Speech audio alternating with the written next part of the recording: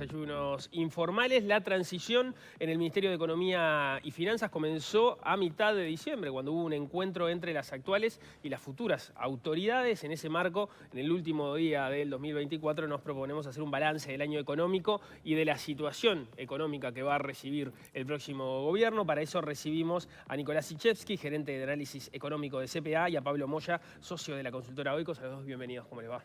¿Qué tal? Un gusto la invitación. Bueno, bienvenidos. Muchas gracias por estar acá. Empecemos con una pregunta de balance general. ¿Fue un buen año para la economía uruguaya? Yo creo que sí.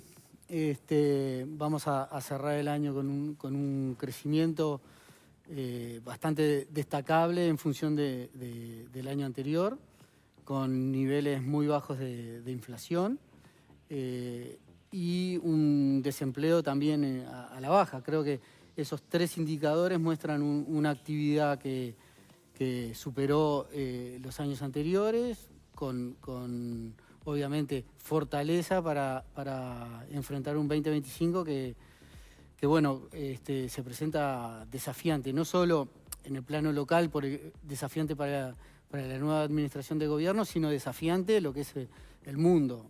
La asunción de Trump ha generado bastante nerviosismo. Lo más destacable ha sido la fuerte revalorización del dólar, pero más allá de eso existe un riesgo latente de un fuerte proteccionismo, lo cual genera una destrucción de valor a nivel global bastante importante y que sobre todo a economías pequeñas y tan abiertas como la uruguaya le pega de sobremanera. Nicolás, ¿algo que agregar a eso, ya sea pensando en lo que fue el 2024 o cómo viene el 2025? A ver, creo que coincido con lo que dice Pablo. En definitiva, 2024 en cierta forma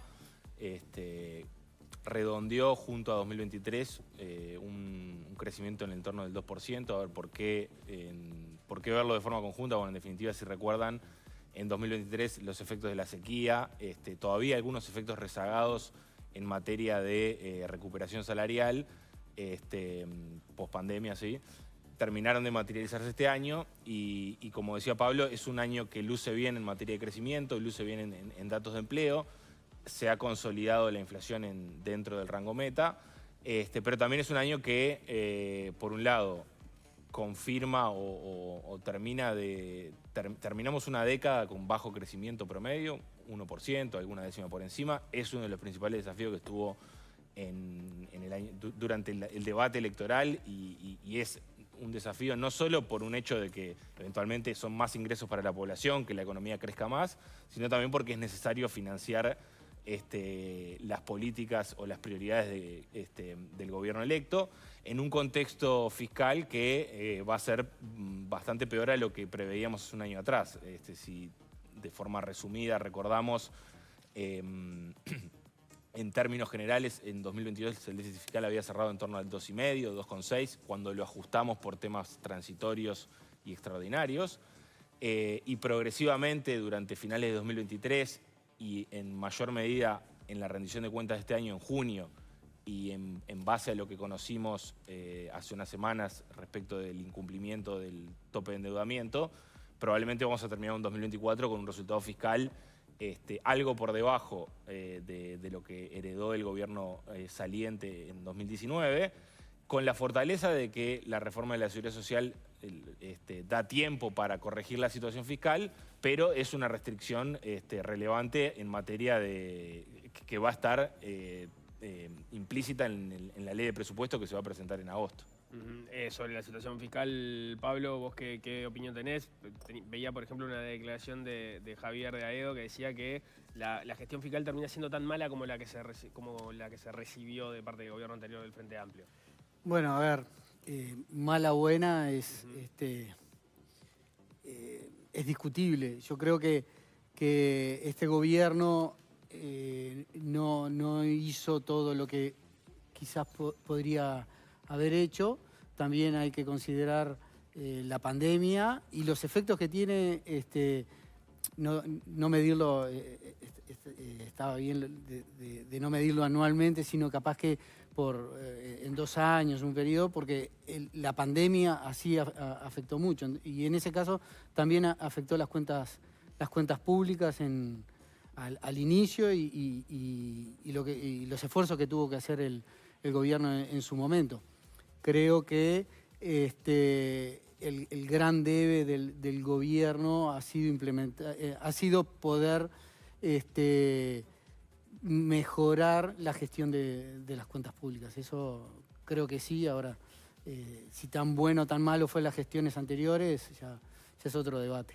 Ahí parte de la explicación que ha dado el gobierno, ya lo había hecho antes, pero lo volvió a hacer ahora cuando se incumple el tercer pilar de la regla fiscal, tiene que ver con cómo fue el comportamiento de la inflación, en la medida que estuvo por debajo de las expectativas y las proyecciones que había hecho el propio gobierno. En realidad los gastos fueron los mismos, pero lo otro fue menor y entonces termina siendo termina teniendo más déficit del que había pensado originalmente. ¿Cómo ven esa explicación? ¿En qué medida es razonable? A ver, creo que esto un poco lo habíamos conversado en la instancia de la rendición de cuentas, que fue cuando, si se quiere, el gobierno actualizó sus proyecciones fiscales. Me estoy refiriendo a junio de este año. Y justamente en la medida que el gasto para 2024 fue fijado en junio de 2023, y en ese entonces las proyecciones de inflación para este año eran un poco superiores a las que efectivamente terminaron ocurriendo. El gasto en términos nominales aumenta 10%, pero si la inflación es 7, no es lo mismo que si la inflación es 5, porque los ingresos siguen a la inflación. Eso es un razonamiento razonable. Hay una discusión respecto de si debió haberse considerado, porque en definitiva la política monetaria a mediados de 2023 era contractiva y el Banco Central estaba apuntando a una inflación menor. Sin perjuicio de ello, ello no implica que no pueda haber ajustes a la baja en el gasto una vez conocidas estos menores niveles de inflación.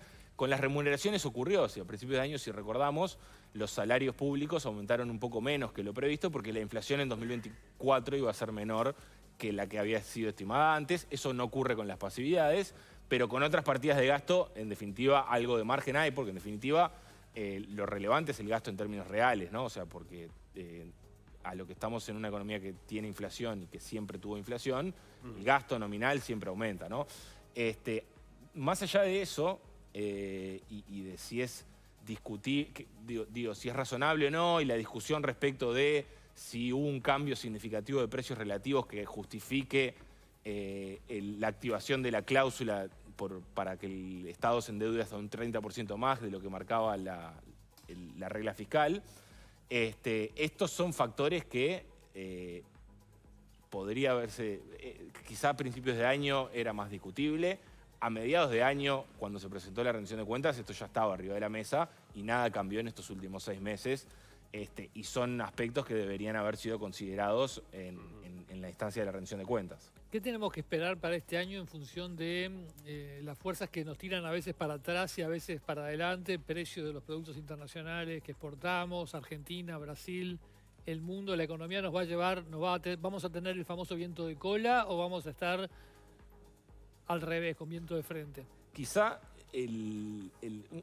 Pablo mencionaba al inicio de la nota el cambio, la asunción de Trump en definitiva cambió un poco el panorama, esencialmente por un lado porque eventualmente aranceles implica, o mayor nivel de proteccionismo implica menor crecimiento global y en particular eventualmente es un proteccionismo hacia China, que es uno de nuestros principales demandantes y que es una China que ya venía creciendo poco.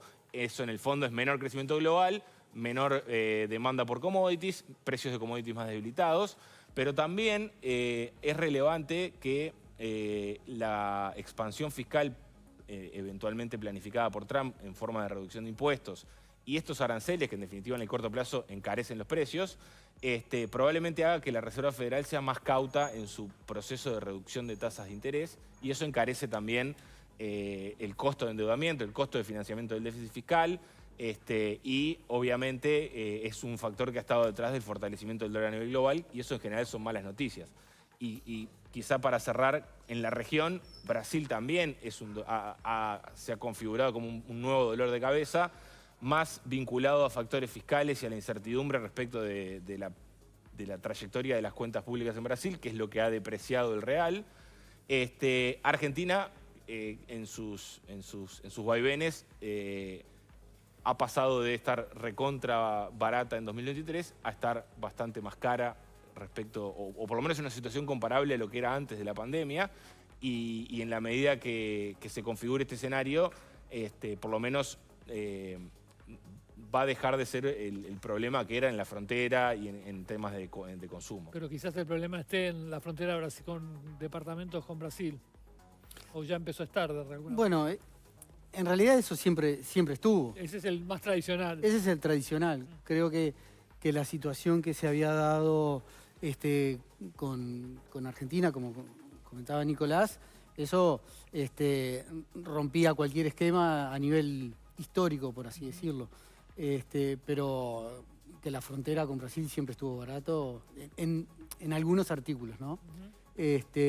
Sobre todo los de consumo diario, eso siempre estuvo más barato. Creo que si vamos a tener viento de cola o viento en contra, lamentablemente siempre tenemos esos vaivenes. Ahora lo que se presenta es un mundo con muchas más interrogantes que certezas, aparte todavía con unos problemas geopolíticos de guerra que siguen estando en la mesa. Eso acá no se ve tanto, pero afecta mucho a Europa, y entonces es el relacionamiento de la demanda que tienen algunos productos en el caso para Uruguay. Creo que en algunos productos Uruguay ha podido redireccionar, ¿cierto?, de sus exportaciones, en algunos casos no. Y bueno, creo que del lado de Argentina reacomodo de precios relativos nos ayuda. En el caso de Brasil tiene otra lógica, porque Brasil tiene sus prácticas pararancelarias bastante fuertes con algunos productos uruguayos. El caso típico ha sido el arroz y los lácteos. Entonces, yo creo que va a ser un 2025 sumamente desafiante para el gobierno, y sobre todo atendiendo un punto que decía Nicolás, que en los últimos 5 años, sacando efecto pandemia, el Uruguay ha crecido al 1%. Entonces, un crecimiento tan bajo, población estancada en cuanto a crecimiento, ¿no?, migración y nacimientos, una población que cada vez envejece más, eso genera a largo plazo un problema. No lo estamos visualizando hoy porque inflación baja, déficit que parece controlado, deuda pública ahí, pero en una mirada más largo plazo creo que hay algo que no está cerrando, ¿no? Y como no es urgente, no lo queremos atacar. Más luces amarillas que verdes en general. Sí, a ver, creo que el 2025, si bien no es evidente que que vayamos a tener un escenario negativo desde el plano internacional, sí parece claro que no va a ser favorable.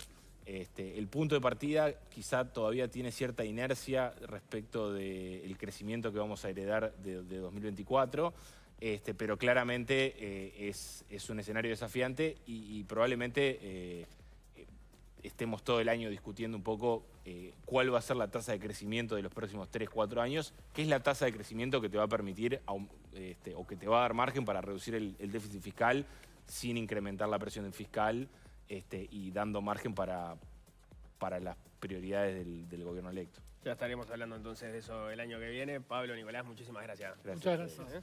Y buen arranque de año. Igualmente. Felicidades. Bueno, nos tenemos que ir, señor Leonardo. A ver, no sé si tenés un discurso.